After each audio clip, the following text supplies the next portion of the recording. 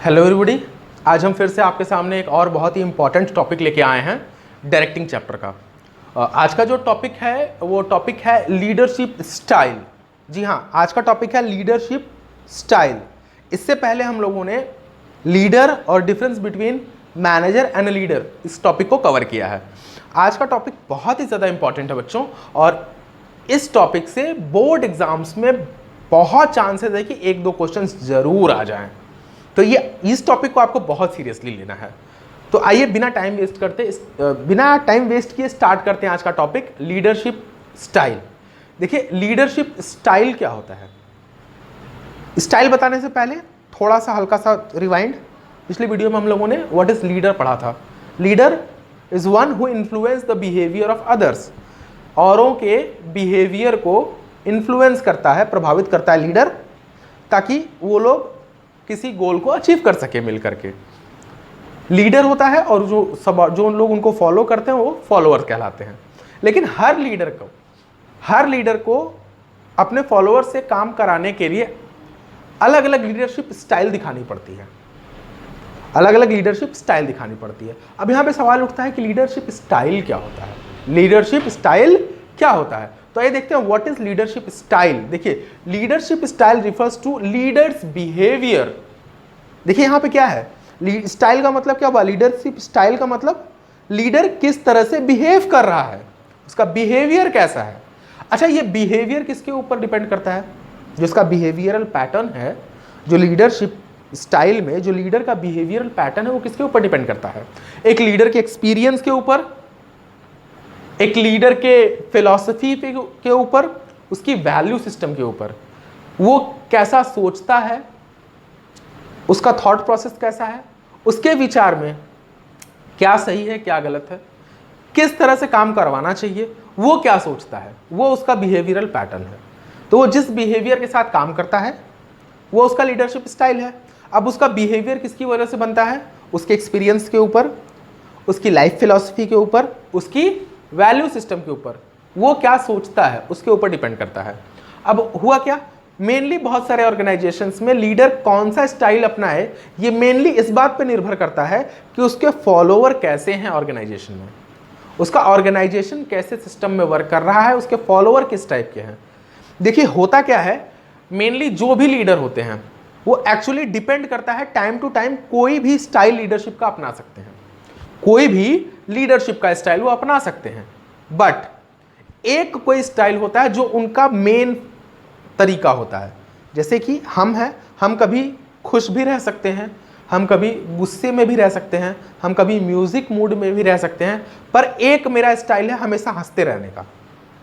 तो समय समय पे मैं अपना स्टाइल बदलता रहता हूं, पर एक मेरा पैटर्न है जो मुझे सबसे ज़्यादा डोमिनेट करता है, मेरी पर्सनैलिटी को वही बताता है। जैसे कि मिस्टर एक्स एक बहुत ही हंसमुख इंसान है, वो हमेशा हंसते रहते हैं। मिस्टर वाई बहुत करेजियस इंसान है, वो बहुत बहादुर हैं। तो ऐसा नहीं कि वो हर समय बहादुर की तरह खड़े होते हैं, वो टाइम टू टाइम हर चीज़ दिखाते हैं, लेकिन करेज उनके पर्सनालिटी में ज़्यादा झलकता है। उसी तरह लीडर्स भी टाइम टू टाइम अलग अलग स्टाइल दिखाते हैं, बट कोई एक स्टाइल उनकी पर्सनालिटी में सबसे ज़्यादा दिखता है। अब यहाँ पे हमने कई बार बोल दिया कि स्टाइल, लीडरशिप स्टाइल, तो यहाँ पे ये जानना ज़रूरी है कि कितने तरह की लीडरशिप स्टाइल होती है या कितनी कैटेगरीज है लीडरशिप स्टाइल की। तो देखिए, लीडरशिप स्टाइल की अगर हम बात करें तो लीडरशिप स्टाइल को ब्रॉडली 3 कैटेगरीज में डिवाइड किया गया है। या हम कह सकते हैं 3 तरह की लीडरशिप स्टाइल होती है। Number 1, autocratic. देखिए मैंने लिखा हुआ ना, ऑटोक्रेटिक। इसको अथॉरिटेटिव भी कहा जाता है। ऑटोक्रेटिक, हम मैक्सिमम यही वर्ड सुनते हैं, autocratic style, autocratic leadership style, पर इसका एक और नाम है अथॉरिटेटिव लीडरशिप स्टाइल। दूसरा स्टाइल जो होता है वो होता है डेमोक्रेटिव लीडरशिप स्टाइल। इसको पार्टिसिपेटिव लीडरशिप स्टाइल भी कहा जाता है। और जो तीसरा स्टाइल होता है वो होता है फ्री रीन, या इसको लेजर फेयर भी कहा जाता है। अब ये 3 स्टाइल हो गए, ऑटोक्रेटिक, डेमोक्रेटिव और फ्री रीन। आइए एक एक करके इन तीनों को डिटेल में समझने की कोशिश करते हैं। देखिए ऑटोक्रेटिक क्या होता है, सबसे पहले हम ऑटोक्रेटिक की बात करते हैं। देखिए ऑटो का मतलब होता है अपने आप, ऑटोक्रेटिक मतलब क्या हुआ, अथॉरिटेटिव मतलब आधिकारिक। मतलब क्या हुआ कि यहां पे जो लीडर है पूरी अथॉरिटी को अपने पास रखता है, ये अथॉरिटी कंप्लीटली अपने पास रखता है, अपनी अथॉरिटी को डेलीगेट नहीं करता, अपने सबऑर्डिनेट्स के साथ अपनी पावर्स को नहीं बांटता है, ये सारा पावर अपने पास रखता है, सारी डिसीजन मेकिंग अथॉरिटी इसके पास होती है। ये केवल इतना चाहता है कि जितने सबऑर्डिनेट हैं इसको पूरी तरीके से केवल फॉलो करें, बिना क्वेश्चन पूछे, अनक्वेश्चनेबल, बिना क्वेश्चन पूछे सबऑर्डिनेट्स केवल इसको फॉलो करें, ये जो कहता है उसी को फॉलो किया जाए, उसी तरह से काम किया जाए। तो होता क्या है, देखिए leader exercises complete control over subordinates. देखिए क्या है, ऑटोक्रेटिक या फिर authoritative, leader exercise complete control over subordinates. मतलब क्या हुआ कि लीडर यानी जो बॉस है उसने पूरी तरीके से कंट्रोल करके रखा हुआ है, इसीलिए इसको बॉस सेंटर्ड लीडरशिप भी कहा जाता है, इसीलिए इसको बॉस सेंटर्ड लीडरशिप भी कहा जाता है। पूरी पावर उसके हाथ में है, all power and decision is centralize. जितना पावर है, डिसीजन मेकिंग अथॉरिटी है, वो केवल बॉस के पास है। वो अपने पावर को डेलीगेट नहीं करता और एक्सपेक्ट करता है, वो चाहता है कि उसके जितने भी सबऑर्डिनेट है बिना क्वेश्चन किए उसको फॉलो करे। ये टाइम टू टाइम अच्छे से काम करवाने के लिए अपने सबऑर्डिनेट्स को रिवॉर्ड भी देता है और पेनाल्टी भी लगाता है। तो ये पेनाल्टी भी देता है और रिवॉर्ड भी देता है अपने अकॉर्डिंग। तो ये हो गया ऑटोक्रेटिक। सेकंड, डेमोक्रेटिक या पार्टिसिपेटिव। देखिए डेमोक्रेटिक ये वर्ड बड़ा कॉमन है, सभी लोग जानते हैं। डेमोक्रेसी का मतलब सबका मत या सबसे पूछ के। तो इसमें क्या होता है, जो लीडर होता है इस स्टाइल में क्या होता है कि जो ग्रुप के सभी मेंबर हैं उन सबसे लीडर जो है वो पूछता है, उनसे सजेशंस लेता है, उनसे बात करता है। तो ग्रुप में सबको मौका मिलता है कि आप डिसीजन मेकिंग में पार्टिसिपेट करें, इसीलिए इसको ग्रुप सेंटर्ड लीडरशिप स्टाइल भी कहा जाता है। इसको ग्रुप सेंटर्ड लीडरशिप स्टाइल भी कहा जाता है। कई बार इसमें लीडर अपने पावर्स को शेयर करता है, डेलीगेट करता है जूनियर्स के साथ, ताकि टाइम टू टाइम वो भी डिसीजन ले सकें। यहाँ पे लीडर जो होता है वो अपने सबऑर्डिनेट के साथ बहुत ज़्यादा इंटरैक्ट होता है, उनसे सजेशंस लेता है, उनसे आइडियाज़ लेता है, उनके ग्रीवांसेस को सुनता है, उनकी तकलीफ़ों को सुनता है और ग्रुप में जो मेजॉरिटी डिसीजन लेती है उसको फॉलो करता है, यानी मेजॉरिटी की तरफ ही काम करता है। तो देखिए क्या लिखा हुआ है यहाँ पे, सेकंड देखिए यहाँ पे, leader takes decision in consultation and participation with employees. अपने एम्प्लॉइज से कंसल्ट करता है, उनको भी डिसीजन मेकिंग में पार्टिसिपेट करने का मौका देता है। ही डेलीगेट्स एंड डिसेंट्रलाइज अथॉरिटी। ये अपने पावर्स को जूनियर के साथ बांटता है और उनसे सजेशंस मांगता है। वो चीज़ हमने लिखा नहीं है लेकिन हम बता रहे हैं, उनसे सजेशंस मांगता है, उनसे आइडियाज़ लेता है और उनके ग्रीवांसेस को सुनता है। तो ये हो गया हमारा डेमोक्रेटिक। तीसरा, फ्री रीन या लेजर फेयर। ये एक ऐसा लीडरशिप स्टाइल है इसमें असल में लीडर पावर को अपने पास रखता ही नहीं, वो पावर में रहना ही नहीं चाहता, वो केवल इंफॉर्मेशन दे देता है सबऑर्डिनेट्स को। ध्यान से सुनिएगा, सबऑर्डिनेट्स को इंफॉर्मेशन दे देता है कि आपको ये काम करना है। सेकंड, उनको रिसोर्सेज दे देता है कि आपके पास ये रिसोर्सेज है। इसके बाद कहता है आपको जैसे मन करे इस काम को कंप्लीट करके दिखाइए। अब यहां पे उसने पूरा पावर बांट दिया सबऑर्डिनेट्स में। अब ये कुछ नहीं जानता, ये टाइम टू टाइम चेक करेगा, केवल इसको काम कंप्लीट होने से मतलब है, ये बीच में अपने नहीं इन्वॉल्व होगा। ये पूरे पावर को सबऑर्डिनेट्स को दे देता है और कहता है आप पूरी तरीके से काम करिए और मुझे केवल रिजल्ट चाहिए। तो ये हो गया different types of leadership style. तो हमने अभी देखा व्हाट इज लीडरशिप स्टाइल और कितने तरह के होते हैं। आइए एक छोटा सा और टॉपिक बचा हुआ है, इन तीनों के एडवांटेजेस, डिसएडवांटेजेस और सूटेबिलिटी। तो इन तीनों को हम बता देते हैं आपको, उससे पहले आप इसको नोट कर लीजिए, तो फिर हम उसके नोट्स लिख देते हैं।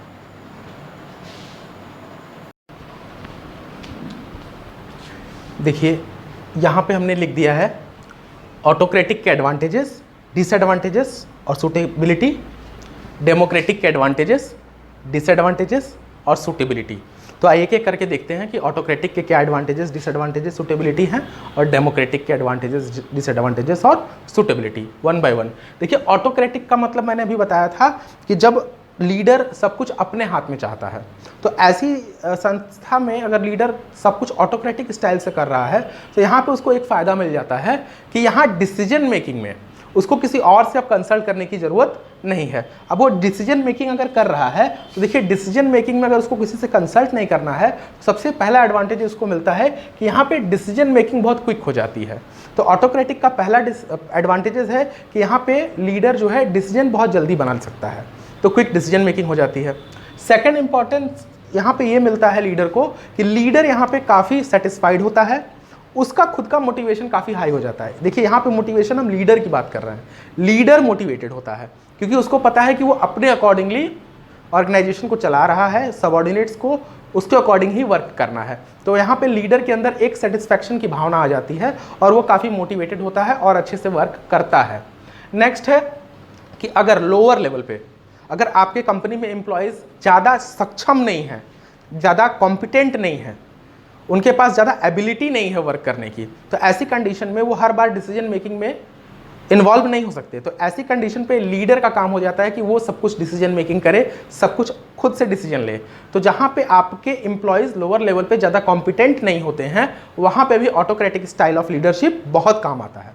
और लास्ट में कि अगर जहाँ पे बहुत जल्दी काम करना हो या स्पीड की ज़रूरत हो, तो ऐसी कंडीशन में भी ऑटोक्रेटिक स्टाइल बहुत काम करता है, क्योंकि यहाँ पे स्पीड के समय में ऑटोक्रेटिक स्टाइल काफ़ी पॉजिटिव रिजल्ट ला सकता है। तो एडवांटेजेस की बात करें, क्विक डिसीजन मेकिंग होता है, मोरल और सेटिस्फैक्शन लीडर का हाई हो जाता है, अगर लोअर लेवल पे एम्प्लॉयज़ कॉम्पिटेंट नहीं है तो वहाँ पे ये काम करता है, और नेक्स्ट क्या है कि पॉजिटिव रिजल्ट देता है जब स्पीड की ज़रूरत होती है।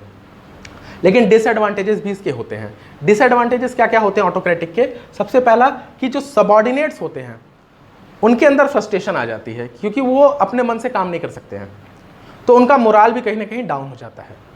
तो उनका मोराल कम हो जाता है, उनके अंदर फ्रस्ट्रेशन आने लगती है। नेक्स्ट क्या होता है कि जब एम्प्लॉयज़ होते हैं तो एम्प्लॉयज़ का जो इनिशिएटिव लेवल होता है वो काफ़ी कम हो जाता है। वो जानते हैं कि मेरा कहा हुआ ऑर्गेनाइजेशन में लीडर फॉलो नहीं करेगा, तो कई बार वो खुद से आगे बढ़ के कुछ चीज़ों में काम नहीं करना चाहते हैं, उनका इनिशिएटिव लेवल कम हो जाता है। और इनिशिएटिव न लेने से कई बार उनकी पोटेंशियल कम हो जाती है, या फिर उनके पोटेंशियल का लीडर यूटिलाइजेशन नहीं कर पाता, क्योंकि उनके पोटेंशियल का यूटिलाइजेशन, उनके क्रिएटिविटी का यूटिलाइजेशन तो तब होगा ना जब उनको मौका मिलेगा, लेकिन उनको मौका ही नहीं मिल रहा है। तो उनके पोटेंशियल का, उनकी क्षमता का, पोटेंशियल यानी क्षमता, एम्प्लॉयज़ के अंदर हो सकता है क्षमता हो सकता है उनकी क्रिएटिविटी बहुत अच्छी हो, लेकिन लीडर उनको अलाउ ही नहीं करता, तो उनकी पोटेंशियल, उनकी क्रिएटिविटी का यूटिलाइजेशन अच्छे से नहीं हो पाता। और लास्ट, यहाँ पे सबऑर्डिनेट्स को मौका नहीं मिलता कि वो अपना डेवलपमेंट कर पाएँ। देखिए सबऑर्डिनेट्स कब डेवलप होते हैं? जब उनको मौका मिलता है डिसीजन मेकिंग का, वो अपनी क्रिएटिविटी दिखाते हैं, अपना माइंड यूज़ करते हैं डिसीजन मेकिंग में, उनका खुद का डेवलपमेंट होता है, उनको मौका मिलता है आगे बढ़ने का, तो फ्यूचर में उनको ग्रोथ दिखता है। लेकिन ऐसी कंडीशंस में, इस स्टाइल में उनको मौका ही नहीं मिल रहा है, तो उनका डेवलपमेंट नहीं हो पाता। तो अब यहाँ क्वेश्चन उठता है कि सर कैसी ऑर्गेनाइजेशन में या किस जगह पे ऑटोक्रेटिक स्टाइल सूट करता है, कहाँ पे हम इसका इस्तेमाल कर सकते हैं? तो देखिए मैंने यहाँ लिखा है जहाँ सबऑर्डिनेट्स आपके बहुत ज़्यादा एजुकेटेड ना हो, बहुत स्किल्ड ना हो, बहुत प्रोफेशनल ना हो, तो ऐसी कंडीशन में उनसे हम डिसीजन मेकिंग नहीं करा सकते हैं। उनको केवल हम वर्क देते हैं कि आप केवल काम करिए, डिसीजन मेकिंग हम करेंगे। तो ऐसी ऑर्गेनाइजेशन में इनको ऑटोक्रेटिक स्टाइल अपनाना चाहिए लीडर को।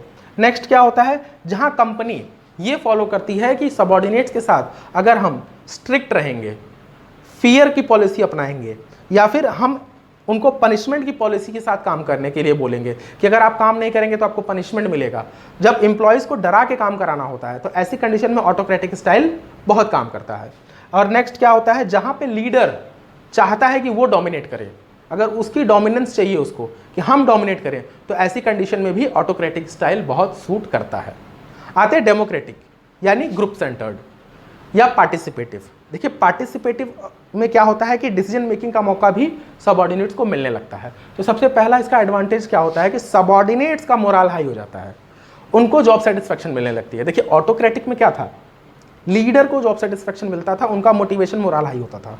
डेमोक्रेटिक में एम्प्लॉयज़ का जॉब सेटिस्फेक्शन अच्छा होता है, उनका मोरल हाई होता है। एक और फायदा होता है कि एम्प्लॉयज़ का जो मोटिवेशन बढ़ता है, तो वो जब खुद आगे आते हैं तो एम्प्लॉयज़ का टर्नओवर कम हो जाता है। देखिए एम्प्लॉयज़ टर्नओवर मैंने कई बार डिस्कस किया है। एम्प्लॉयज़ टर्नओवर कम हो जाने का मतलब कि आपके ऑर्गेनाइजेशन से एम्प्लॉयज़ अब जल्दी जल्दी ऑर्गेनाइजेशन छोड़ के नहीं जाएंगे, वो लंबे समय तक ऑर्गेनाइजेशन में रुकेंगे, वर्क करेंगे, उनका अटैचमेंट और बॉन्डिंग बढ़ेगा और उनका जो एबिलिटी है वो भी इम्प्रूव हो जाएगा डिसीजन मेकिंग में। तो उनका एब्सेंटिज्म कम हो जाता है, टर्नओवर कम हो जाता है एम्प्लॉयज़ का, उनका मोराल बूस्ट हो जाता है और उनके अंदर एक पॉजिटिव एटीट्यूड आता है ऑर्गेनाइजेशन के लिए, एक बिलोंगिंगनेस आती है, एक सेंस ऑफ बॉन्डिंग आती है कि मुझे भी हमारे लीडर ने मौका दिया है। तो टर्नओवर कम हुआ, एब्सेंटीज कम हुई, उनका पॉजिटिव एटीट्यूड आया ऑर्गेनाइजेशन के तरफ, उनका एबिलिटी इंप्रूव हुआ और उनका मोराल और जॉब सेटिस्फेक्शन भी हाई हो जाता है। क्वालिटी डिसीजन मेकिंग हो जाती है। कई बार लीडर अकेले अगर डिसीजन लेता है तो केवल अपने दिमाग से सोच के लेता है, लेकिन अगर सबऑर्डिनेट्स को भी मौका मिले तो कई बार बहुत अच्छे डिसीजन निकल के सामने आ जाते हैं। सबऑर्डिनेट्स जो हैं कई बार क्वालिटी डिसीजन ले लेते हैं जो लीडर अकेले नहीं ले पाता है। तो कई लोग मिल के जब डिसीजन लेते हैं तो डिसीजन अच्छा हो पाता है, क्वालिटी डिसीजन मेकिंग होती है। और एक फ़ायदा लीडर को और होता है यहाँ पे कि जब फॉलोअर्स जब डिसीजन मेकिंग में आते हैं तो लीडर की एबिलिटी बढ़ जाती है बहुत ज़्यादा, तो वो अकेले की जगह कई लोगों के साथ मिलकर डिसीजन मेकिंग में काम करता है, तो उसकी एबिलिटी बढ़ जाती है। तो एडवांटेजेस क्या क्या हुए? एम्प्लॉयज़ का जॉब सेटिस्फेक्शन बढ़ा, एम्प्लॉयज़ का मोरल बढ़ा, उन्होंने क्वालिटी डिसीजन दी, उनका टर्नओवर कम हुआ, एम्प्लॉयज़ का टर्नओवर कम हुआ, उनके एब्सेंटीज कम हुए, उनका पॉजिटिव एबिलिटी, उनका पॉजिटिव अप्रोच हो गया ऑर्गेनाइजेशन के लिए और लीडर की क्वालिटी कई बार मल्टीप्लाई होकर बहुत अच्छी हो जाती है। डिसएडवांटेजेस क्या होता है? हर डिसीजन में अगर हम ग्रुप के साथ डिस्कस करेंगे तो कई बार ये बहुत टाइम ले लेता है, it is time consuming process. ये निगेटिव रिजल्ट भी दे सकता है। ये निगेटिव रिजल्ट कब देता है? जब लीडर या मैनेजर ये स्टाइल डेमोक्रेटिक फॉलो कर रहा है और वो बहुत कम इंटरेक्ट हो रहा है अपने सबऑर्डिनेट्स के साथ। अगर उनका इंटरेक्शन बहुत कम है, मिनिमम इंटरेक्शन है, तो ऐसी कंडीशन में जब इंटरेक्शन ही नहीं है तो रिजल्ट भी कई बार निगेटिव आ जाते हैं। नेक्स्ट, लीडर कई बार अपनी रिस्पॉन्सिबिलिटी से एब्डिकेट करता है, मतलब अपने आप को बचने की कोशिश करता है, अपने आप को बचाने की, कि हर बार मैं ही डिसीजन क्यों लूँ, क्यों मैं इन्वॉल्व हूँ, जूनियर्स या सबऑर्डिनेट्स को दे देता हूँ कि वो खुद से अपना डिसीजन मेकिंग करें। तो ऐसे क्या हो जाता है कि कई बार लीडर अपनी रिस्पॉन्सिबिलिटी से बचना शुरू कर देता है। एम्प्लॉयज़ के मन में क्या आता है? कई बार एम्प्लॉयज़ को ऐसा लगने लगता है, एम्प्लॉयज़ या सबऑर्डिनेट्स को लगने लगता है कि हमारे लीडर के पास उतनी क्षमता ही नहीं है, वो इतना कॉम्पिटेंट ही नहीं है, उसकी कॉम्पिटेंसी कम है, वो डिसीजन मेकिंग अच्छे से नहीं करता, इसीलिए तो हम लोगों से पूछता है। तो कई बार एम्प्लॉयज़ के मन में लीडर के प्रति ये भावना आ जाती है कि our leader is not very competent, वो कॉम्पिटेंट नहीं है। अब ऐसी डेमोक्रेटिक स्टाइल किस ऑर्गेनाइजेशन में ज़्यादा सूट करती है? देखिए, किस ऑर्गेनाइजेशन में जहाँ सबऑर्डिनेट्स ने इस चीज़ को एक्सेप्ट कर लिया है कि उनका गोल और ऑर्गेनाइजेशन का गोल सेम है या फिर अच्छा है, या सबऑर्डिनेट्स ने एक्सेप्ट कर लिया है कि ऑर्गेनाइजेशन के गोल्स के साथ हमको काम करना है, तो वो खुद इन्वॉल्व होते हैं और ऑर्गेनाइजेशन की ग्रोथ के लिए काम करते हैं। तो जहां सबऑर्डिनेट्स एक्सेप्ट्स ऑर्गेनाइजेशन गोल, वहां ये काम करता है। दूसरा, जहां पे लीडर चाहता है कि सबऑर्डिनेट्स को मौका मिले और वो भी डिसीजन मेकिंग में आगे आए, तो leader wants sharing decision making. कई बार ऑर्गेनाइजेशन भी ऐसा चाहती है कि उसके एम्प्लॉयज़ भी ऑर्गेनाइजेशन में आगे बढ़ के काम करें, इनिशिएटिव लें, रिस्पॉन्सिबिलिटीज़ को समझें। तो ऐसी कंडीशन में भी डेमोक्रेटिक स्टाइल काफ़ी काम आ सकता है। तो ऐसी कंडीशंस में हमको डेमोक्रेटिक स्टाइल अपनाना चाहिए। तो ये हो गया ऑटोक्रेटिक, डेमोक्रेटिक, ये दोनों हम समझ चुके हैं। लास्ट, लेजन फेयर या फ्री रेन, उसको हम लिख देते हैं, उसके एडवांटेजेस, डिसएडवांटेजेस और सूटेबिलिटी। तो फिर हमारा टॉपिक कंप्लीट हो जाएगा। तो आप इसको नोट कर लीजिए।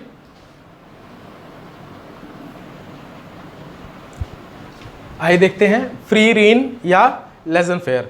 देखिए, ऐसे में क्या होता है, लेजन फेयर में मैंने बताया था कि सबऑर्डिनेट्स को फुल पावर दे दिया जाता है कि आप चाहे जैसे काम कंप्लीट करिए, आपको केवल इंफॉर्मेशन और रिसोर्सेज दे दी जाएंगी लीडर के द्वारा। तो ऐसी कंडीशन में एडवांटेजेस क्या मिलता है? इसका सबसे बड़ा एडवांटेज ये मिलता है कि जो एम्प्लॉयज़ का जॉब सेटिस्फैक्शन होता है और मोराल होता है, उसके ऊपर सबसे ज़्यादा पॉजिटिव इफेक्ट होता है, मैक्सिमम बिल्डअप होता है। देखिए, डेमोक्रेटिक में भी होता है, लेकिन डेमोक्रेटिक के मुकाबले लेजन फेयर में ये ज़्यादा है। उनका मोराल बहुत ज़्यादा बूस्टअप होता है क्योंकि उनको फुल पावर मिल जाती है, उनका जॉब सेटिस्फेक्शन भी बढ़ता है, इसीलिए उनका पॉजिटिव अप्रोच हो जाता है पूरी तरीके से। सेकंड, डेवलपमेंट का पूरा मौका मिलता है। सबऑर्डिनेट्स को फुल स्कोप ऑफ डेवलपमेंट मिलता है, उनको पूरा मौका मिलता है कि अपने ग्रोथ के लिए जितना चाहे उतना वर्क कर सके।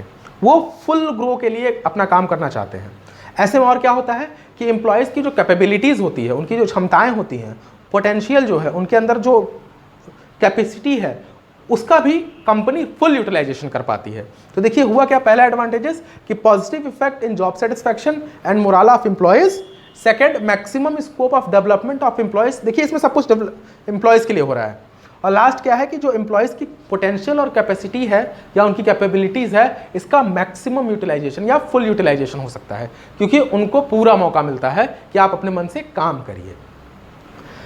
तो ये तो एम्प्लॉयज़ के लिए अच्छा हो गया, लेकिन क्या इसके डिसएडवांटेजेस भी हैं? हाँ, इसके डिसएडवांटेजेस भी हैं। क्या क्या हैं? सबसे पहला डिसएडवांटेजेस ये है कि जब लीडर सब कुछ सबऑर्डिनेट्स के हाथ में दे देता है, तो ऐसी कंडीशन में कई बार सबऑर्डिनेट्स को गाइडेंस की, उनके सपोर्ट की ज़रूरत होती है। लीडर्स के सपोर्ट की ज़रूरत होती है। तो लीडर का सपोर्ट और गाइडेंस ऐसी कंडीशंस में सबऑर्डिनेट्स को नहीं मिल पाता है। सेकंड इंपॉर्टेंट क्या होता है कि सबसे डिसएडवांटेजेस वाली बात क्या है कि ऐसे कंडीशंस में जो लीडर का कंट्रीब्यूशन है वो एकदम मिनिमम हो जाता है, उसके कंट्रीब्यूशन को इग्नोर कर दिया जाता है। एम्प्लॉयज सोचते हैं कि सब कुछ तो हमने किया, डिसीजन मेकिंग भी मेरा है, काम भी मेरा है, वर्क भी मेरा है, तो लीडर होकर के लीडर ने क्या किया, तो उनके कंट्रीब्यूशन को इग्नोर कर दिया जाता है कई बार। नेक्स्ट क्या होता है, सबऑर्डिनेट्स कई बार खुद से डिसीजन लेने लगते हैं, तो हर सबऑर्डिनेट्स अलग अलग डायरेक्शन में वर्क करना लगता है। कोई अपनी तरह से काम करता है, कोई दूसरी तरीके से काम करता है। तो ऐसा क्या होता है, ऐसी कंडीशन में सबऑर्डिनेट्स जब अपने अपने डायरेक्शन में काम करने लगते हैं तो रिजल्ट नेगेटिव हो जाता है। और कई बार रिजल्ट तो बहुत कंफ्यूजन क्रिएट कर देता है, केओस, मतलब दिमाग में हो हल्ला, या दिमाग में बहुत कंफ्यूजन, या बहुत ज़्यादा केओस का मतलब क्या होता है कि उनको क्लियर नहीं होता कि क्या सही है और क्या गलत है। तो रिजल्ट भी कई बार इसी तरह का आने लगता है। तो हुआ क्या कि सबऑर्डिनेट्स में work in different directions and result in chaos, ठीक है, या रिजल्ट भी केओस में हो जाता है। तो ये क्या हो गया इनका डिसएडवांटेजेस। अब कैसी संस्था में ऐसे टाइप का लीडरशिप यूज करना चाहिए, तो देखिए ये सबसे ज़्यादा सूटेबल उस जगह पे है जहाँ पे जो एम्प्लॉयज़ हैं वो वेल ट्रेंड हैं, सब कुछ अच्छे से जानते हैं, वो फुल ट्रेनिंग लेकर के आए हैं, उनके पास कंप्लीट नॉलेज है वर्क का कि किसी काम को कैसे करना है, कौन सा डिसीजन कहाँ सही होगा। तो ऐसी कंडीशन में ऐसे लीडरशिप स्टाइल को यूज़ किया जा सकता है। नेक्स्ट, जिस ऑर्गेनाइजेशन में एम्प्लॉयज़ खुद मोटिवेटेड हों आगे बढ़ के काम करने के लिए, सेल्फ मोटिवेटेड, मतलब अब लीडर को मोटिवेट करने की जरूरत नहीं, वो खुद से काम करना चाहते हैं, सेल्फ मोटिवेटेड हैं, ऐसे ऑर्गेनाइजेशन में इसको लिया जा सकता है जहां सबऑर्डिनेट्स रेडी है रिस्पॉन्सिबिलिटीज पाने के लिए।